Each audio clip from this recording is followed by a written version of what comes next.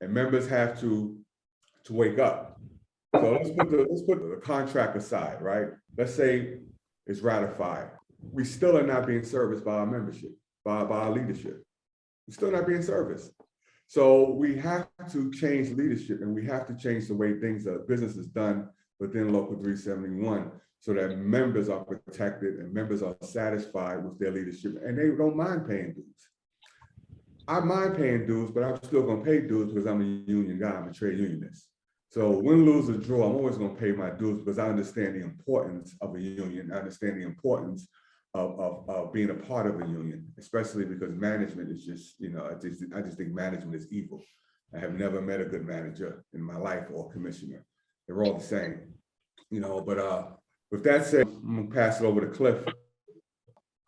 Yeah, like they were saying, whatever with Wells, he didn't save any jobs because nobody lost their job. It's the craziest thing.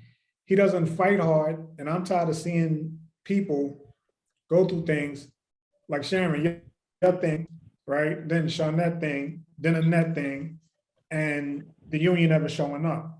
Now with a central union, we'd be on silent our ass. Like I know the whole structure. I know go to him to shut them directors down. And if he doesn't do what he's supposed to do, he gonna feel the pressure. And he don't want the heat on gas.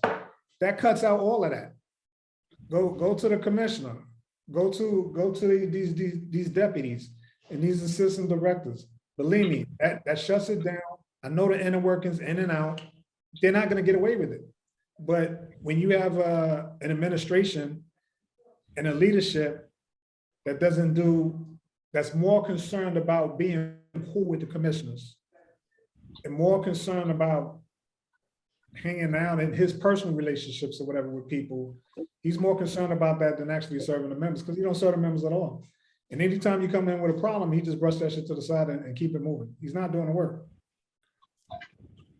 So the city get a rubber stamp for anything. So all he do, if the city say no, he say no. If the city say yes, he say yes. Now, we had suspensions that never should have occurred. These are people arguing about work and stressful situations and shit like that. That shit should have never occurred. And like Marco with Akampora and what's that other system? In other administrations, that never occurred. No suspensions, no way like that.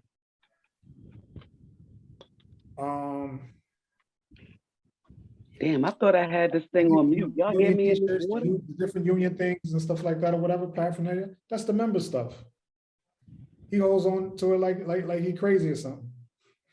We got the lowest raise out of anybody's raise, public or private, in the city. And when our 32 BJ came with that 444, I was in a meeting with Anthony. He said, that's a good raise. So I said, why can't we have the benchmark to say that 4 is the minimum? Yeah. That was one of the lowest raise. It was spread out. But once again, he has to go below minimum wage. So we the damn minimum wage union. And the members are suffering because when you look exponentially and you get in 0, 1, 2, 3, and somebody getting 5, 6, 7, their salary is going to run away from yours, and they're going to have a 6-figure, and you're going to be struggling with the 40, 50,000 dance, 30,000, 40,000, 50,000, and they're going to have, it's just exponential numbers. You're getting the same raise every year, and they're going to have 80,000, 90,000, 100,000, 120,000. If you look at math, you look at his leadership, totally ineffective. He want to come, he want to do jokes. When you call a union, that's an issue. And I don't like calling a union and even getting a cell phone or getting a message, getting a voicemail. Definitely, somebody need to pick that up right away, because the quicker they pick up that phone, the quicker that issue could be resolved. And sometimes by the union not picking up that phone at the Central Union, you get somebody at the end of their damn rope and they do something crazy to exacerbate the situation. But if you could pick up that phone and you could calm it down, you probably could jump right in there, whatever, and solve the issue. But nope, he don't care about that. So I think it need to be a live person, and that person need to be competent. And you need back in the days, there was competence.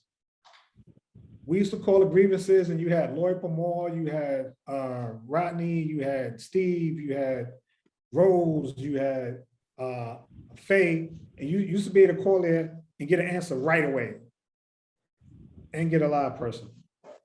So with all this money and everything that you put into it, the leadership is horrible. He doesn't even care. He doesn't even fake like he got good leadership. I mean, he tried to do the razzle dazzle, which he's running around giving pizza now. With your own money. If he come to my site, yo, you gonna give me pizza now? What the hell is wrong with you? So he didn't come to my site. And if he comes, it's gonna be a day I ain't there. You better bring a little more than that. What the hell is I'm wrong done. with you? All this damn suffering we going through. You come with a not raised pizza, whatever. All the damn hell we going through here and the day in and day out. And here you come with some raise. This tier 6 and stuff like that. I was telling them, that's horrible. Now we're in a position where we can't get anybody to work at the damn office because of their horrible leadership, right? These low raises over a period of time. I'm gonna tell you, when you do something and bad decisions and all that, you gotta pay the piper. So now we're in a position after COVID where people say, hell no, I ain't working there. We can't recruit nobody. Now they saying they're paying them extra. We still ain't got nobody. Oh, we're gonna raise it up from 40 to 50, whatever. People still not banging on the doors or running into our doors. I don't know. They just got everything going crazy. Y'all got any questions? Yes, Mr. Parker. Yes. When do you want to start campaigning so we can get it started at the center level? I'm willing to take care of Greenwood.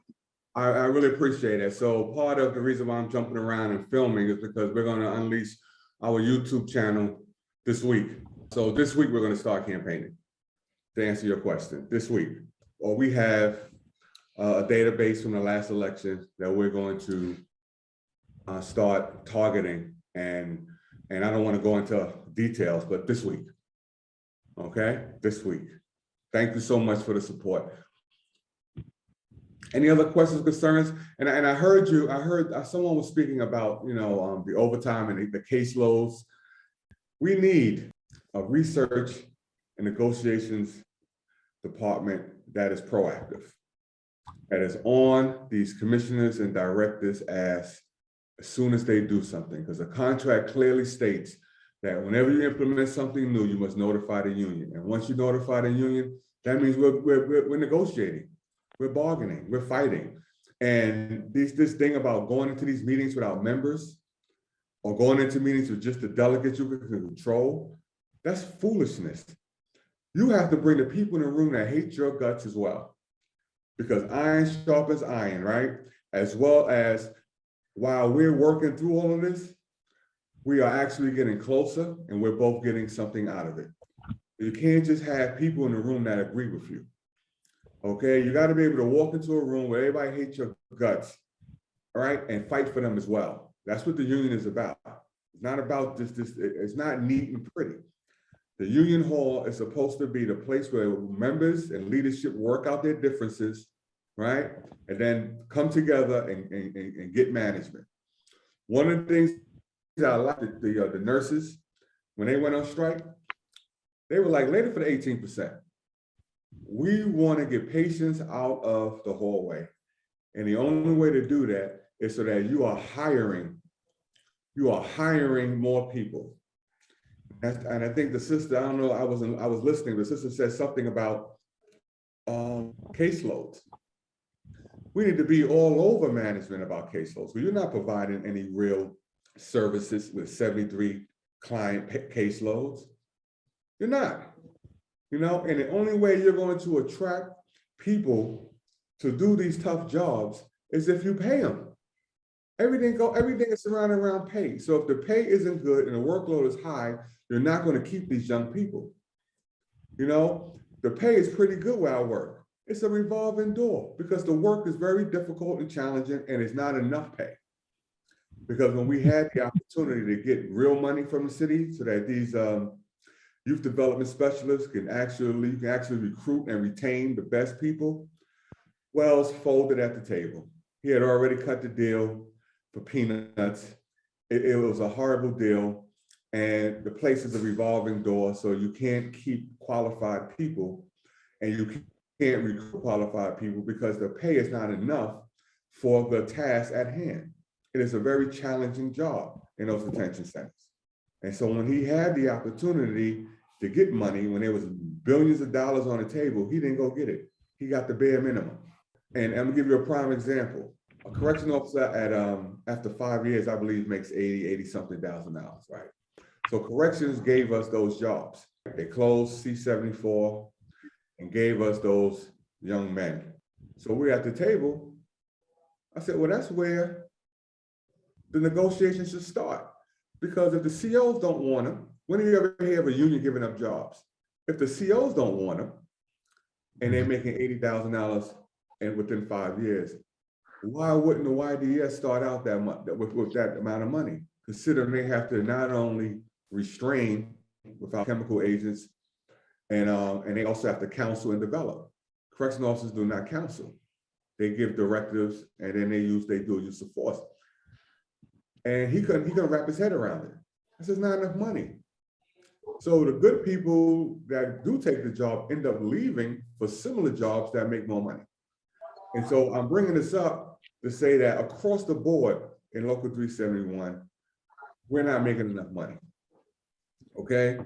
And that's why we have recruitment and retention problems, because the amount of stress that we deal with in all these titles and these mediocre raises, it is hard to keep people, especially this younger generation. They want the bag now, okay? They want it yesterday, and they believe they deserve it now. And I ain't mad at them. That's true. Our generation is a little bit more lenient in terms of, raises and money and stuff like that. But this new group of workers, they want their money, and we got to have a union that represents those young people and incorporate their ideas into leadership, not just hiring them, but bringing their ideas to the forefront, because they are the future retirees. They are the future workers, and their voice matters.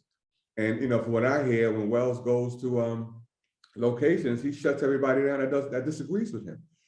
A leader has to listen, okay, even if they disagree, right, and take something away from the conversation, because it's not about you; it is about the membership. Yeah, I got a question. Hello, good afternoon. I Hi. got a question. I work at the Brownsville Center with Cliff, and it's pertaining to what you call it, the overtime. The financial staff, they under a different umbrella than us, and they feel like it's a lot of favoritism going on with the overtime. The lady that's in charge of them, she picks and chooses who she gives overtime to. Can you do that? No. Now, let me ask you another question. I just want to be clear.